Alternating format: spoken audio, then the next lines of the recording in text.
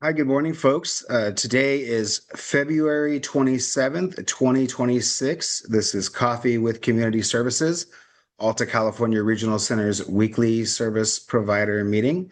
My name is John Decker, the Director of Community Services. Thank you so much for joining us this morning. We've got 60 folks on so far. We've got from our Community Services Department a number of staff, but we're not going to go through introductions of everyone today. I'm going to try to follow what Jordan does and just say good morning to all of our staff, and we're going to go over our agenda. So for today, we have our Deaf Culture 101 and our Sign of the Week with Michael Mercado. Michelle Duchesne is going to provide some, we believe, helpful updates as it relates to the QIP and some information we want you to be looking out for as service providers.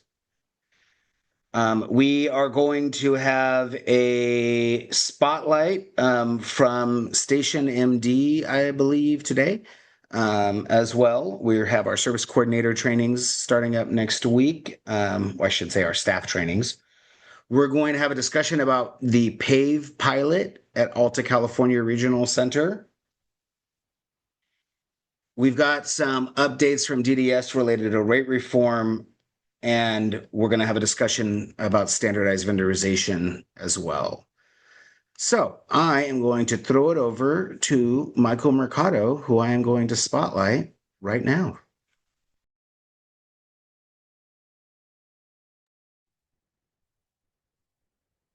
Wonderful. Good morning, everyone.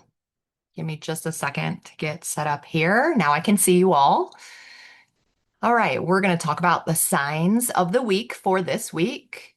People often ask me certain signs like, how are you? And I thought I taught that before, but I was looking in my history of what I've taught, and I actually have not. So there are four words that are related to answering, how are you? So first, I'm going to teach you how to sign, how are you? Then I'm going to teach you how to sign busy, tired, and the last one will be stressed. And I picked those four because we are all really busy, stressed, constantly thinking, it's the new year. So I thought I'd take advantage of teaching those signs this week. So to get started, we're going to put our palms out and we're going to turn them a little bit towards the camera. So starts from your body and turns towards the camera and then point like you. So American Sign Language grammar doesn't use the filler words like are.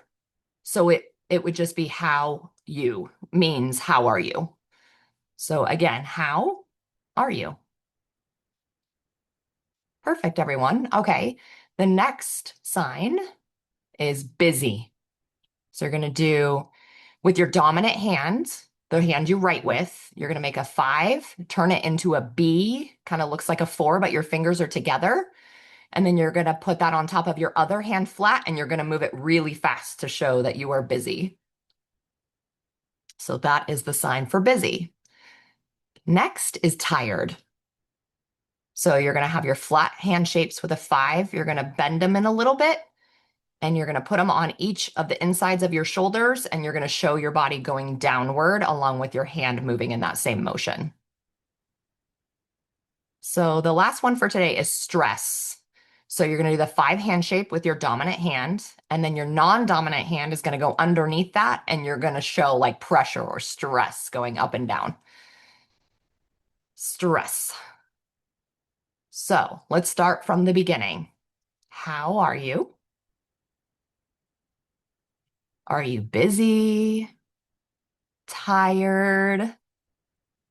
Stressed? Which one? Good job, everybody. I'm going to, of course, send out a link so you guys can practice those signs more. So give me just a moment and I can drop that in the chat. All right.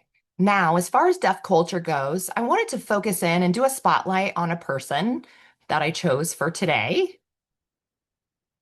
His name is Kevon Woodard. I'm going to share my screen, so give me just a moment to do that.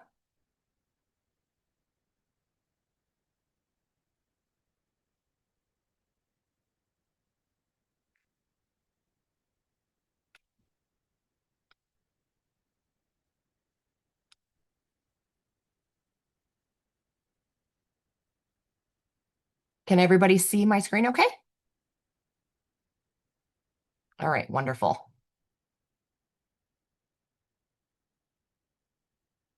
So this person's name is Kevon Woodard. He is a deaf actor. He was about 10 years old when he became an actor, and he became famous for the role of Sam. That's the character he played on HBO. And the TV show is called The Last of Us. Now, Kevon he comes from a deaf family of six generations. He has been acting. The Last of Us is kind of related to zombies. So playing video games and stories related to that. So I wanted to add that he is also a deaf actor. So he is deaf himself, and then his entire family is deaf. He is a sixth generation deaf person. Wow, that's quite a bit in your family. So, and he has said that his big dream is to become the first Black deaf hockey player in the NHL.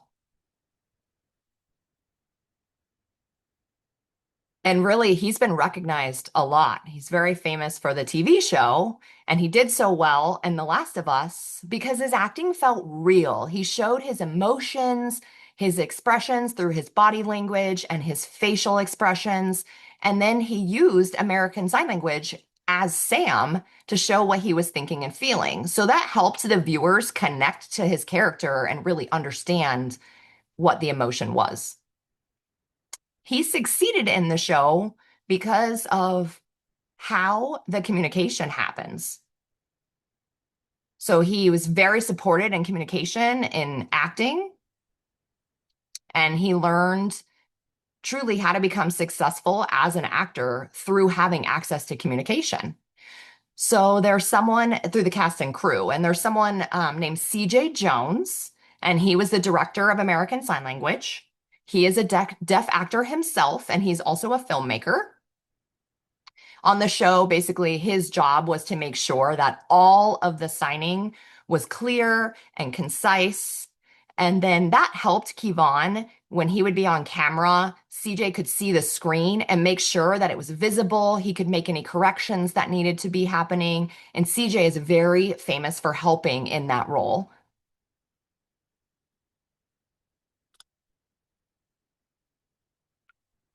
So now I just want to show a short YouTube clip so you guys can see exactly what I'm talking about from the show.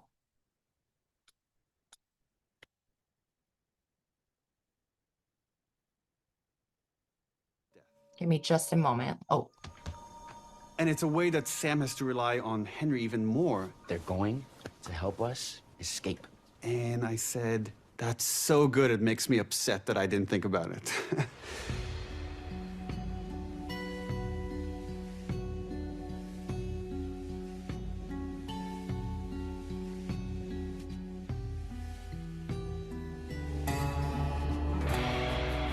Leading up to getting the role, I did not know ASL. Lamar and Bella picked up ASL in an instant. The interpreters, and CJ and Kevon in this film, they were so willing to help anyone who wanted to learn. In the end, all the crew were signing because everyone wanted to communicate and let them know how great they were.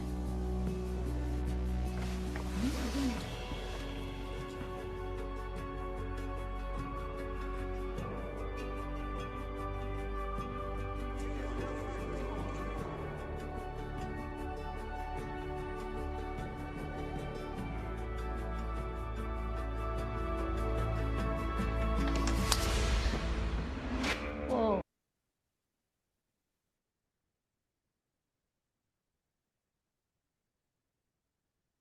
so I mean, I just wanted to really be able to show you what it's like to be fully immersed in that and you guys to be able to watch that part as well.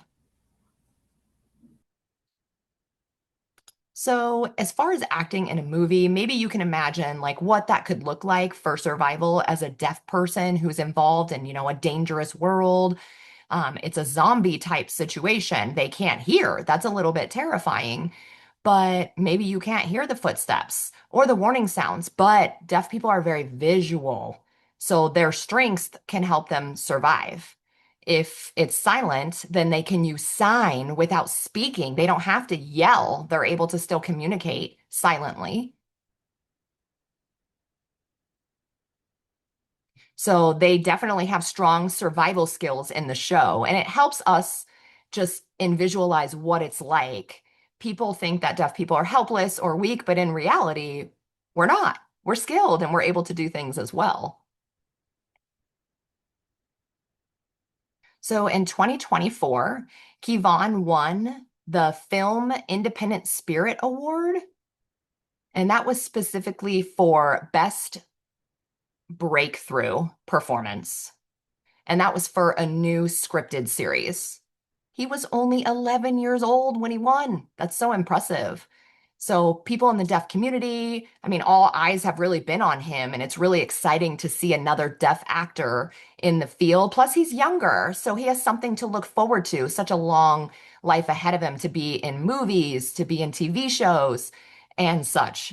You know, he just has a bright future ahead of him in acting and being in movies and TV. So that's it for today. I will share the link for what I showed you guys today.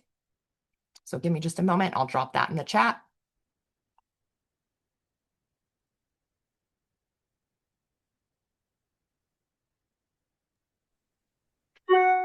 Awesome. Thank you very much, Michael. Michael sits outside my office. His cubicle is right outside there. So he knows that I never look busy at all. I never look tired at all. And I never, ever, ever, ever look stressed. I've never stressed, ever. All right. Thank you so much for that, Michael. I really appreciate that we get this opportunity to be able to have both a lesson. We also had Michael join our leadership team as well this month, which is awesome for Michael to be able to provide this same type of opportunity for our staff. I'm going to throw it over to Michelle right now and ask her to share her screen as it relates to the Quality Incentive Program. Yeah, thank you, John. True story. I think the second sign that Michael taught me was stress. And speaking of stress, I know that everyone is stressed because of the due date that is due today for our quality incentive. So I wanted to first, I want to share my screen, but I also kind of wanted to give you guys a visual. I hope that came out right. I just put that in the chat. So when we talk a little bit about that, you guys have a visual of the information that I'm going to share with you. So the first thing that I want to talk about a little bit, hold on one second. It is not allowing me to share that screen. There we go. John, are you seeing the directive? I sure am. Okay. So I wanted to, as you guys can see on this directive, and I put in the email in the chat. So we talked about last time, there was a directive that came out February 11th that anyone that fell within these parameters, so vendored after July 1st, re-vendored as part of the rate reform, reactivated within the 25-26 fiscal year, became a new vendor during the 26-27 fiscal year, or if you were not providing any services and there was no billable hours. So in that directive, that they identified that there was going to be a new initial, you qualified for the initial QIP. So the initial QIP, I wanted to give you, you'll see in the comments here for that email. So we've identified that, first of all, the directive said it was going to be sent out February 6th. The department let us know this week that it was not sent out until the 23rd of this month. And it is not going to be in your provider directory dashboard. It is going to be from this email right here, the DDS DDSQA at Qualtrics survey.com. So I wanted to give you that information. So look in your spam, search your email. If you fall within those guidelines of that initial survey, please check that. Another thing that we were given for providers that have noted errors. So if you were in there completing a survey, and right before you start doing all of the data input, it tells you, does this look right? Is your address right? Is your vendor number right? All of that. If you identify that none of that was right, it froze your system. And they worked on tickets. So that again, those will not be in your dashboard. They will be sending out a new link, and it's for this Norply at Gmail, server.com. So please, if you're in that boat and you're waiting for those links, please check your email for that, because that seems like an email that would probably go to the spam inbox. And also, I if would you never receive, personally open up an email that came from geemail.com. So yeah, please make sure you guys are checking all this out in the chat, please. again, the department let us know if you received an expired link. They've identified that's a glitch in the system that was not intended. So please, because the question was, how long do these links until they expire? And so they have let us know that they feel that they have unlocked everything through the end of business today.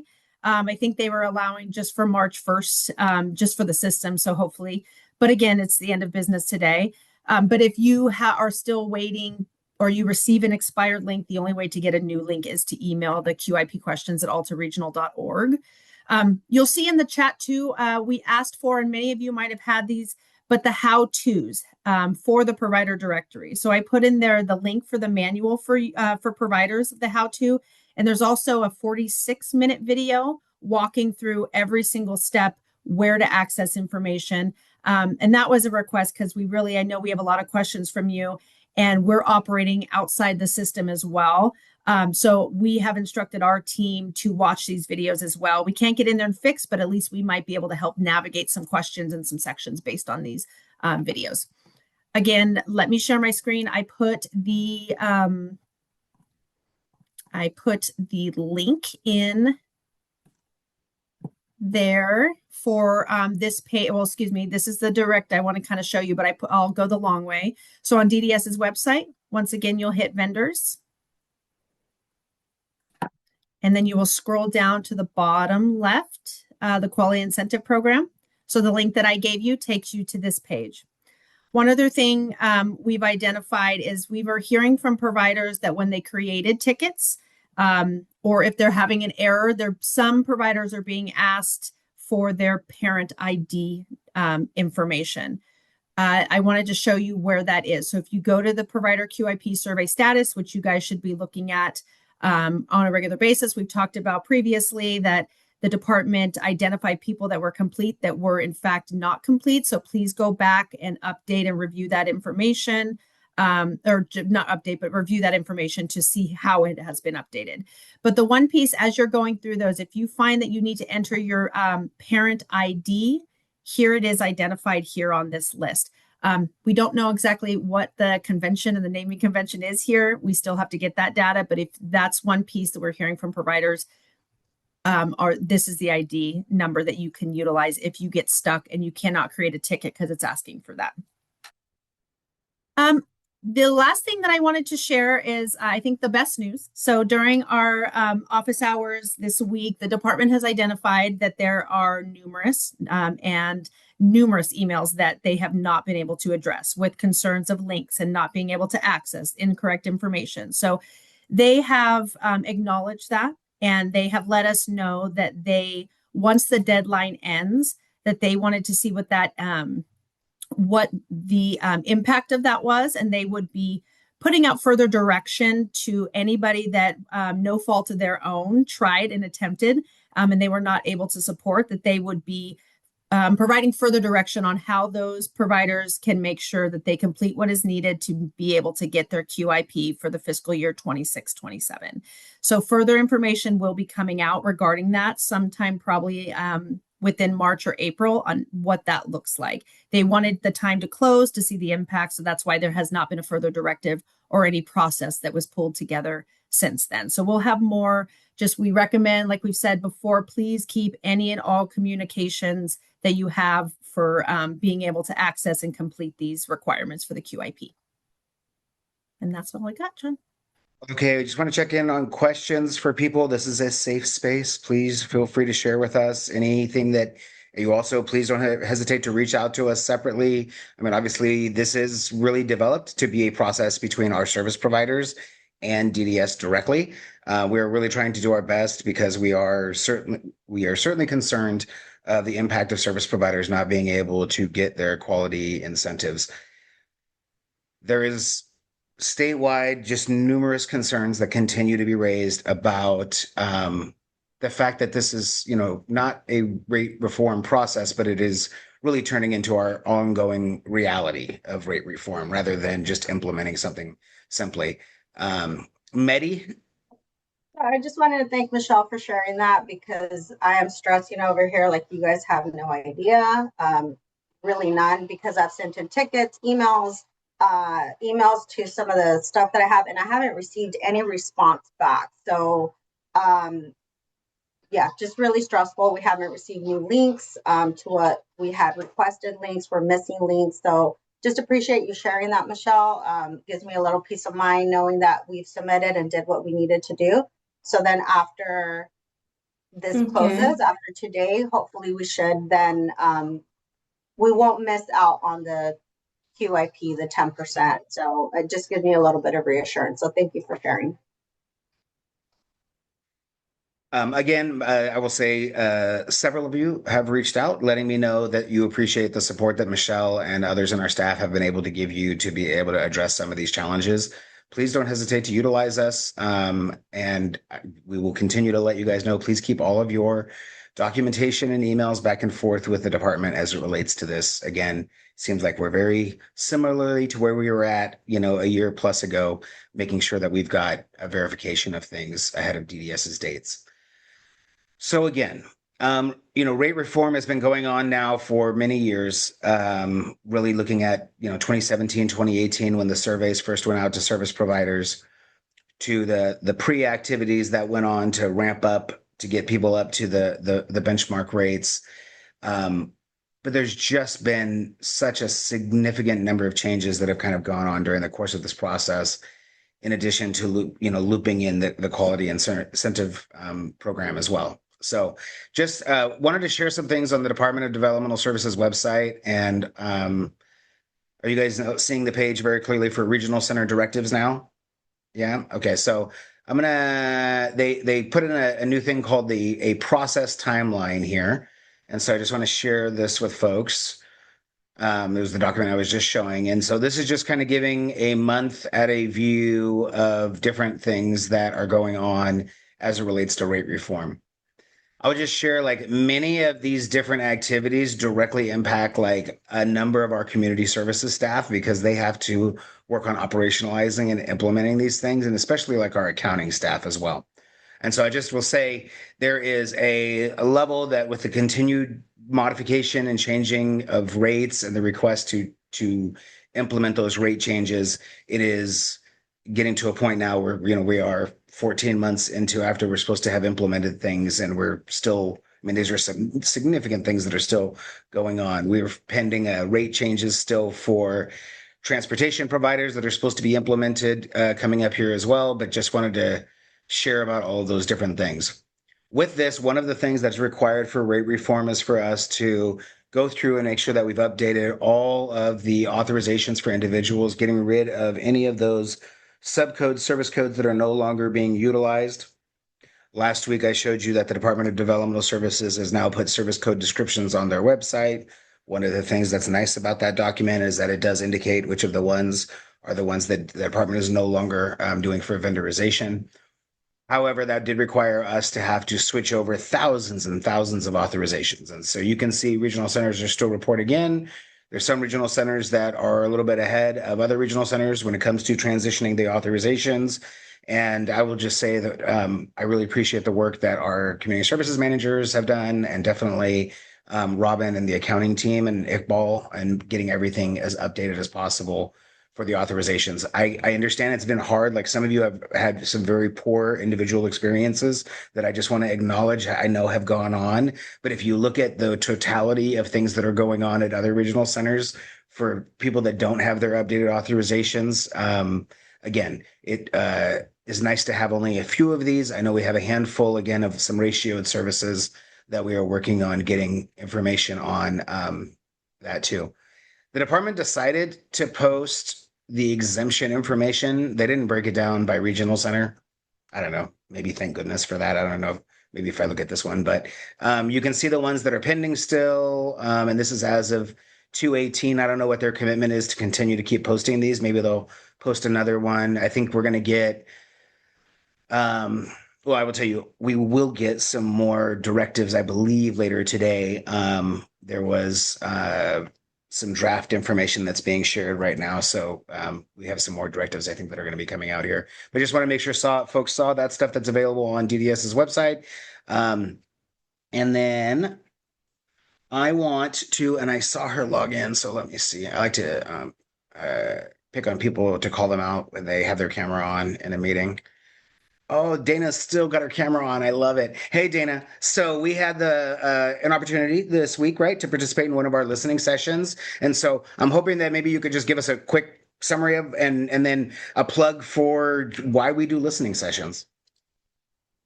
Thanks, John. Good morning, everyone. So this past week, we participated in a listening session for our African American, Black, Caribbean, multiracial, biracial community members. That includes the clients, families. There was even one vendor that was there as well.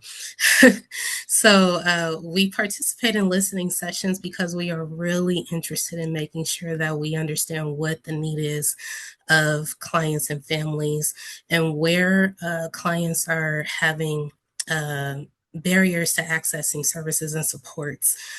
We want to make sure that we are more in tow with what the need of the community is. So we really got an opportunity to present on where we have improved at since our last listening session with our African American community.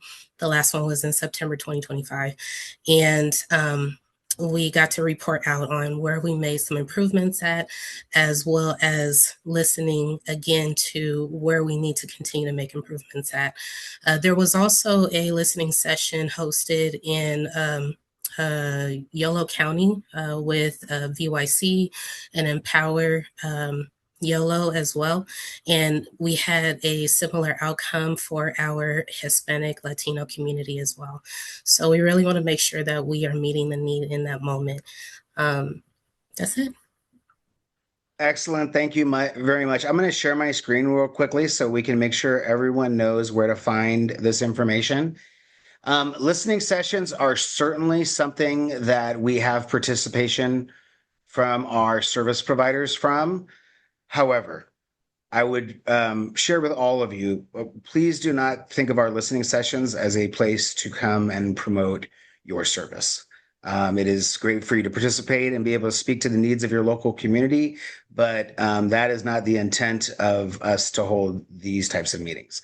But again, I will say we have had our service providers participate in previous listening sessions where that has certainly been something that has been very valuable. I am going to, I'm going to go to our news and events right here. Michelle Johnson is not on, but I feel like I would be remiss if I did not bring up the POS disparity meetings that are coming up as well, because I think she wants to make sure that we always are talking about that here too. So I am going to just show you where our events calendar is. One of the things that Dana mentioned we were able to highlight is the new client orientation. I would say consistently, there is feedback in stakeholder meetings about the challenges of navigating Alta California Regional Center and the services. And I will just say, I wrote down, I don't remember what the exact quote was, but in essence, the feedback that we got on Wednesday night was, you guys are not the people that we should have to worry about navigating. And I really liked that. It really hit home. And so I just appreciate that as much as we can do to get information out there, because many of us participate in these stakeholder events, and we have people that have had our services for decades and aren't familiar with a wide range of services. And then additionally, we acknowledge that we have people that we have service coordinators that are new and are learning as well. In our events calendar, as you can see here, there's a number of things that are coming up that align with things that we've discussed. So, obviously our supported decision-making, training for clients and families, that continues on. We are always willing to, and you can actually look at Alta sponsored events, or you can look at vendor events, or you can look at all events on this calendar. But if you're a service provider, you can see that you can add your events to this as well. So just want to encourage you guys to reach out to us. Because we'd like to be able to put this information on our calendar for the annual purchase of service data meetings. This is just a reminder that this is coming and that registration is required for this. I'm just going to drop this in the chat real quickly as a plug for people, because we really want you to be attending that one and making sure that you're aware of it and can ask questions of us as well. I think every year, I feel like the presentation gets better and better every year as we get more experience doing it and we hear feedback about what people like and what people don't like. And so, again, just want to plug that as well. Again, other things that are on here, there's a special needs trust information session. We talked about this at Coffee with Community Services a couple weeks ago, I think, Eric, as well. But just this, we had an opportunity, again, at our listening session to talk about caregiver succession planning, about the needs of our aging caregivers. And it really, I would just say it really resonated with the crowd there that were, parents and grandparents of people with developmental disabilities, and their loved ones live at home with them, and they're trying to do the very best to plan for the future. So I would just say, like, if any of you all as service providers are offering opportunities that can help people with future planning activities, we all need the support with our community. So anytime you put something like that, I will gladly, promote it here. And I know this one, I think, was a little bit space limited. I'm not sure how it's filling up or not, but just want to encourage people on there. Have you heard, Eric, if it's got some space or if it's doing okay? Space. The Zoom isn't limited, and there's still in-person and childcare space. Oh, awesome. Excellent. Thank you very much. So again, I just want to encourage people to please take the opportunity to get stuff onto our events calendar as well. Let's see here. I am going to jump over to a discussion about PAVE. So I'm going to stop sharing my screen real quickly. We have had discussions about PAVE here at this meeting. We have additionally had discussions about PAVE at the Provider Advisory Committee as well. PAVE, a multi-year pilot that is being implemented to test the utilization of it. Alta is one of the regional centers that is working on implementing it for the pilot. And I am sharing this with you guys, and I'm going to share my screen right now, because I would like to encourage each of you to think about individuals that you serve within your vendorization that may be appropriate for participating in PAVE. When you look at the services, and we'll go over this, that are covered through PAVE, respite, supported employment services, independent living services, supported living services, we have like thousands and thousands, if not tens of thousands of clients. We have tens of thousands of clients easily that receive one or more of those services. Any individual that receives one or more of those services is someone that can be available for this pilot. So I'm going to share. I am, and I already put my sound on. Can I get a thumbs up if you can hear sound?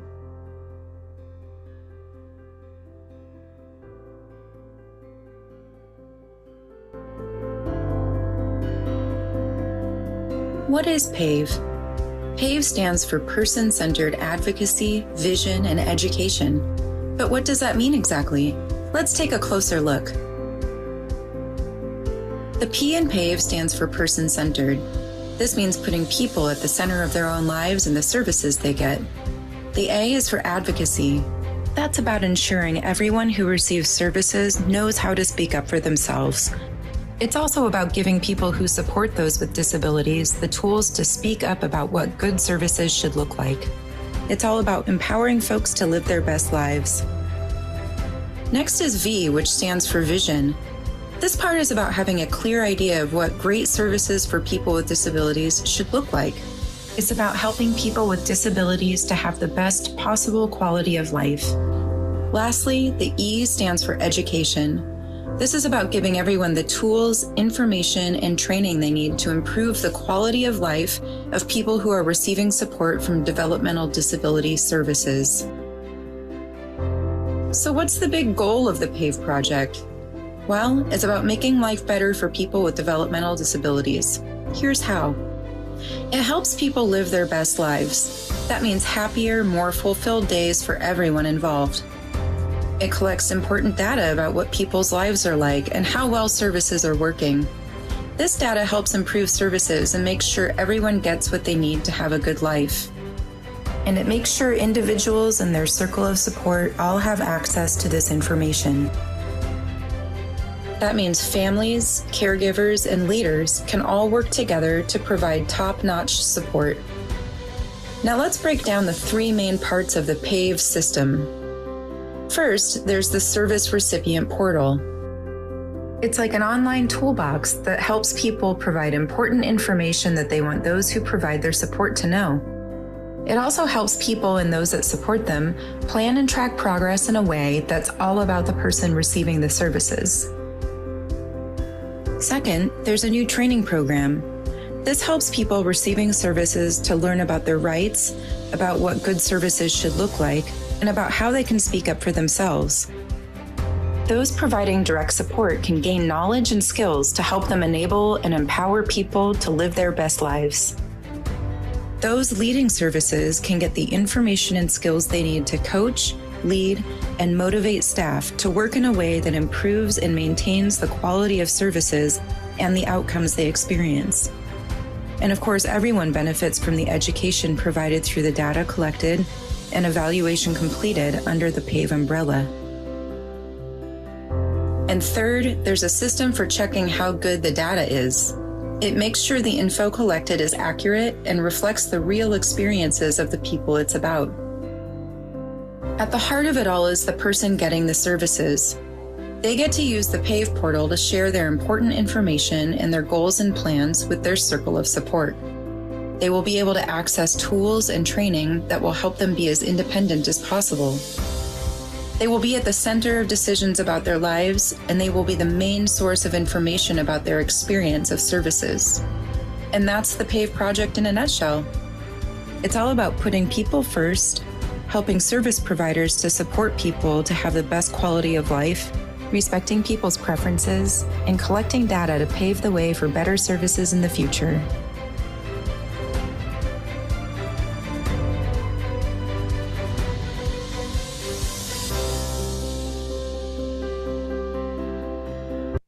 All right. Sorry, I got to pause quickly because you never know what YouTube has in store for you when you're not logged in, what's going to be next. So there again has been presentations previously about this, and we have not really gone about the outreach activities the way we're planning on doing them now. Michelle Duchesne and I, for the last year, I would say at this point, have been working on developing the pilot for PAVE at our regional center, identifying 40 individuals, their family members that would be willing to test this PAVE portal, enter their information in. Some of our client services managers heard, or CSS managers heard our manager Amy talking about it at one of our recent leadership meetings, because she's trying to develop some folks that are interested in it within her unit. So what we're going to kind of pivot to and look at next is if you have an individual that you serve that you feel like may be interested in supporting the regional center and I would say our service system and being able to have more effective individual planning, program plan meetings, being able, I will say as I look at the why, or like why we're interested in doing this at Alta, and I say this in meetings, we had 249 new staff that we hired in the last year. We've had significant amount of people and with new staff, but also significant growth of our regional center as well. And consistently when we go in and we meet with clients and families and stakeholder settings, we are concerned about people's knowledge of services and competency to be able to really talk about what their needs are during planning team meetings. And so I feel like having this opportunity where clients and families can front load what their wishes are, being able to have that information be shared with the other planning team members ahead of the planning team meeting to ensure that there's, very thorough, accurate documentation about what the client's wishes are and the different opportunities. I think that is something that we can certainly support. And as we get bigger and bigger as an agency, we have more and more different types of services. Sometimes things like respite and independent living services and supported living services, sometimes the definitions of those things get a little confusing to folks. They're not quite sure where some services start and some services end. And so this is another great aspect of this program as well. So what I would like is, and we're going to be putting a flyer, I think I have a flyer. Michelle Duchesne, I bet you have that flyer from Julie that we can drop in the chat. But what we would like folks to do is we want folks to reach out directly to Dr. Julie Beadle Brown if they believe that they have a client that may be interested in participating in the PAVE pilot. We can only have the first 40 people that are interested participate in that. And I know that is a very, very small amount when you consider the 37,000 people that we serve. But again, I think we've got probably tens of thousands of clients that have one of those types of authorizations. And again, that's really the only requirement when it comes to participation, in addition to being able to interact with the service in either English or Spanish, right, Michelle? That's kind of the limitations I think that they have placed on that. So I think we can drop that in the chat here. I just want to see if anyone has any questions about that. Oh, you did? Thank you. Or you're going to? Thank you. I will in a minute. So any questions about that? Is everyone very excited about trying to help support our regional center and getting this pilot off the ground? Again, when we do these things here locally, that allows these things to be able to spread into, statewide innovations that end up supporting our entire system. So, again, hoping you as service providers can help identify some individuals that are receiving those services. And oh, good. Is Kate on or someone from Progressive Employment that can talk about the flyer that is in the chat right now?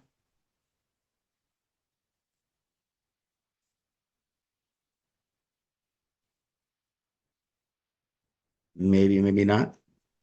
We have a free coordinated career pathways training that has been dropped into the chat as well for Progressive Employment.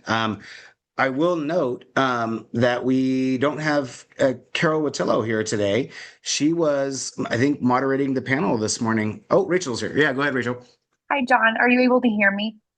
Yeah, I can hear you perfectly. Okay, great. Hi, everybody. I'm not involved with the upcoming training that's happening, but I can maybe just mention real quickly that's going to be led by Pam Haney, who's been providing coordinated career pathway services for I think almost the last, maybe a little bit over a year now. So Pam has a lot of experience supporting people within that service. And it should be a great training. People are going to learn how to use the person-centered career plan template. And then they'll also receive a facilitator's manual and get some technical assistance from Pam and a few other folks in our team. So we'd love to see people sign up and attend. All right. I am let's see, my messenger thing is closed here, but I'll check in with Zach. I don't believe that we have our Station MD representative. Nope. Okay, perfect. That works out just fine. So for our case management staff and others at the regional center, I did send out information about the training for Station MD. They will be here next week. We're going to be talking about the service and then talking about what service initiation looks like for our regional center. So please, and then we'll look forward to talking a little bit more about that as well.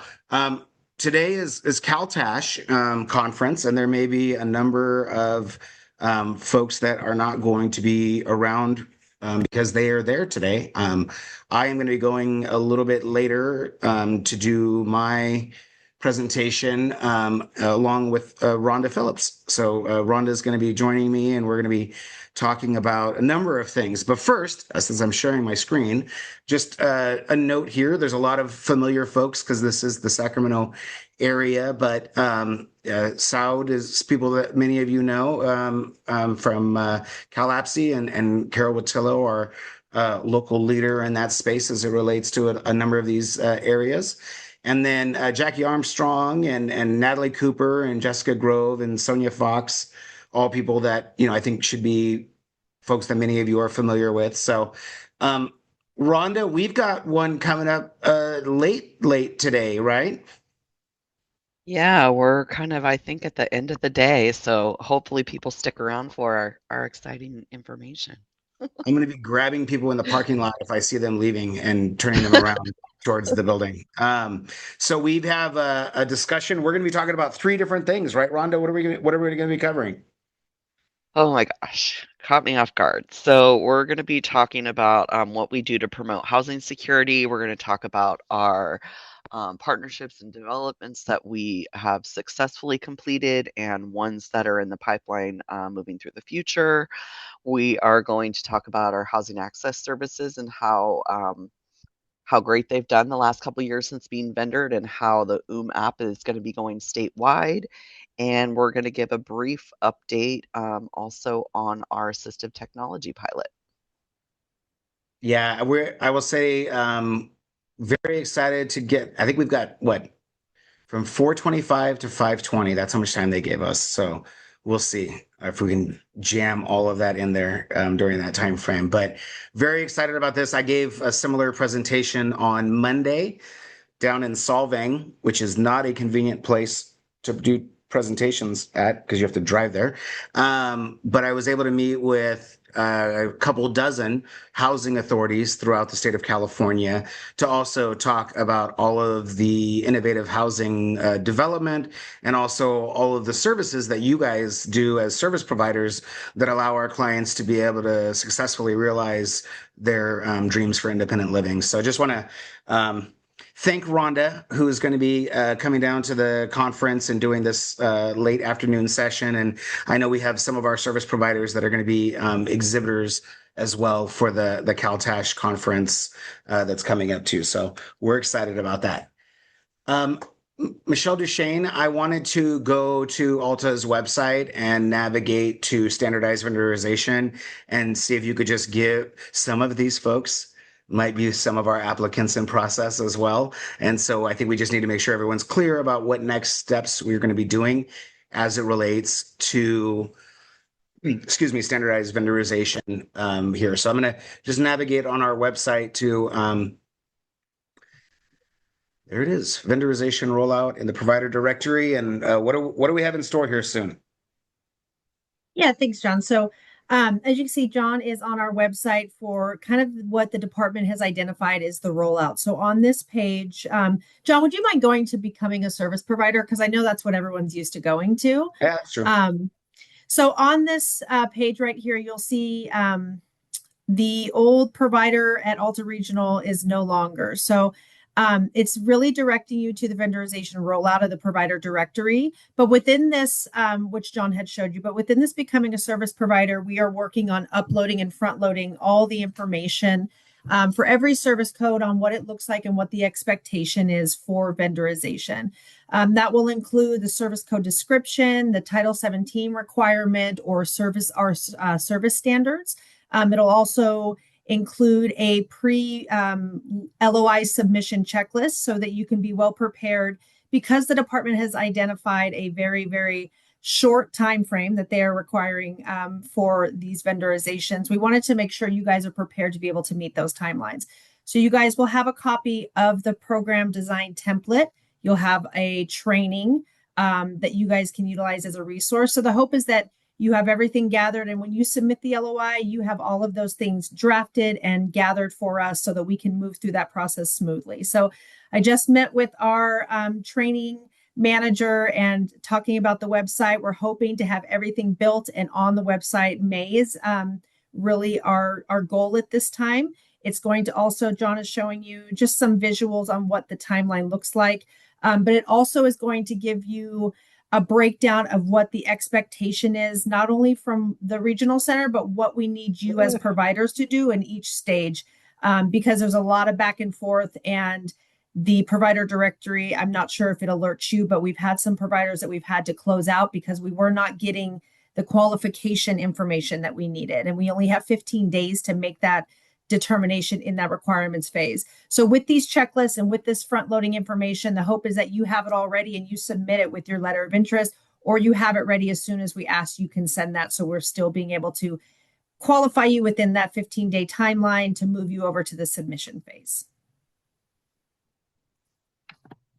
I just wanted to share a message that I shared at our leadership team meeting, which is that all of these awesome community services staff that you guys have been working with for vendorization, in essence, are having to, like, in a lot of ways, relearn what they have already done. We have not had this drastic of a change ever in my period of time. We moved to doing our like kind of electronic folders. Gosh, when was that? Like 7 years ago, 8 years ago. It's been a while, right, Denise, where we switched over to that type of thing. But we have never had this massive of a change in, my 15 years, and I'm sure, with Denise, much longer than that, and others within our department. So I just I want to thank everyone, because it's a lot to do. You have to try to do something very different. And again, I think we've shared with our community that one of the barriers is that you guys are used to communicating directly with community services specialists as it relates to your vendorizations that are in progress.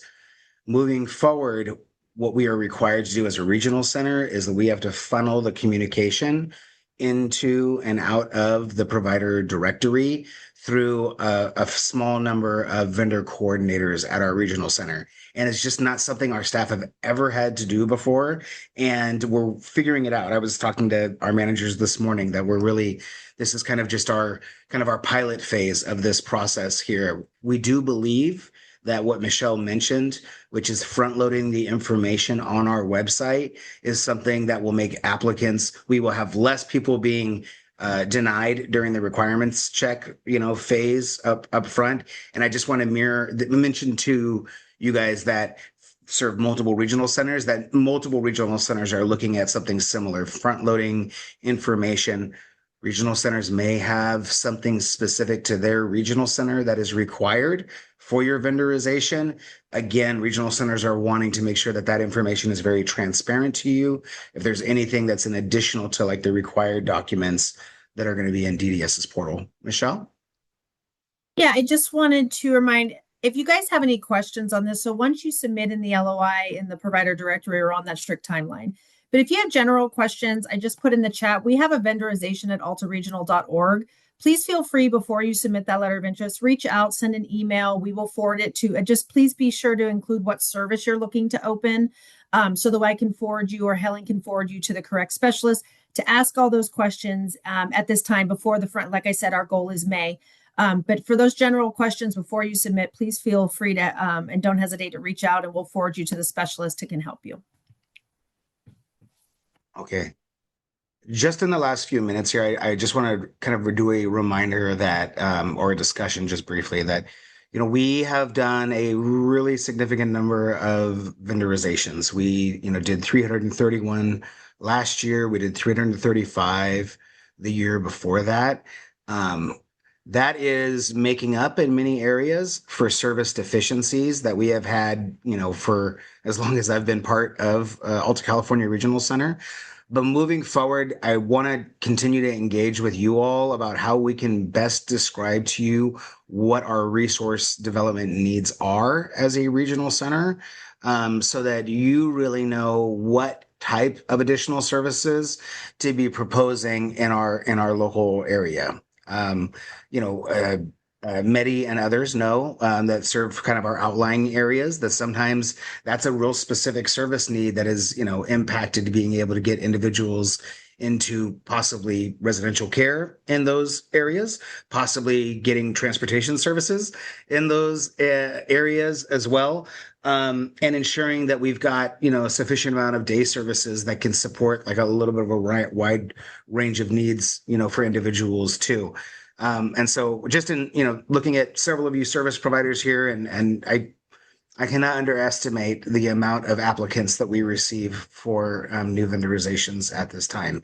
And so I understand that we are have a lot of people in the phase where they're not able to give us the documents for the requirements to move them forward. But just looking at, as we front load information, we also want to ensure that you guys have a heads up about, where that need is. Again, I mentioned it before, I had a company that met with Michelle and I like a week and a half ago and was saying, oh, what's the, the need for additional respite agencies, kind of locally here. And so we discussed that, we have just so many current respite applicants even right now in our queue. So again, just wanted to mention that this new process, I think, is going to allow us to be very good about looking at the data and letting us know, what our applicants are, how long people are taking, and the extent to which we're covering our service needs. We're really hoping that all of you are filling out your QIP surveys. I have requested multiple times as to whether or not the data that you all provide within your QIP surveys is something that is going to be made transparent within the provider directory, or things that we could make transparent for, say, on our website. And think about things like, for example, your provider capacity to serve clients and things like that. We don't have some of that information super easily available. And so anything else about that, Michelle?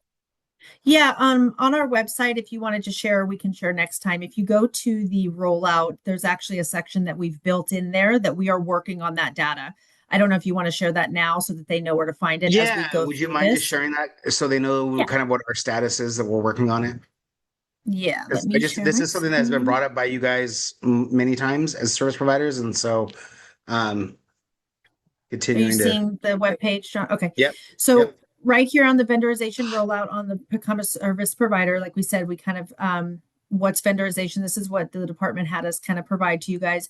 But right after the visual, you'll see what services are needed. So we've identified right now that we're working on gathering that data.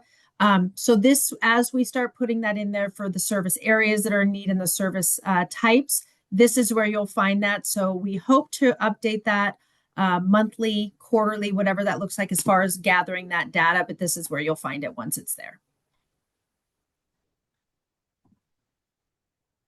All right. Well, again, thank you all very much for joining us today. We'll look forward to talking to folks next week, and have a great weekend.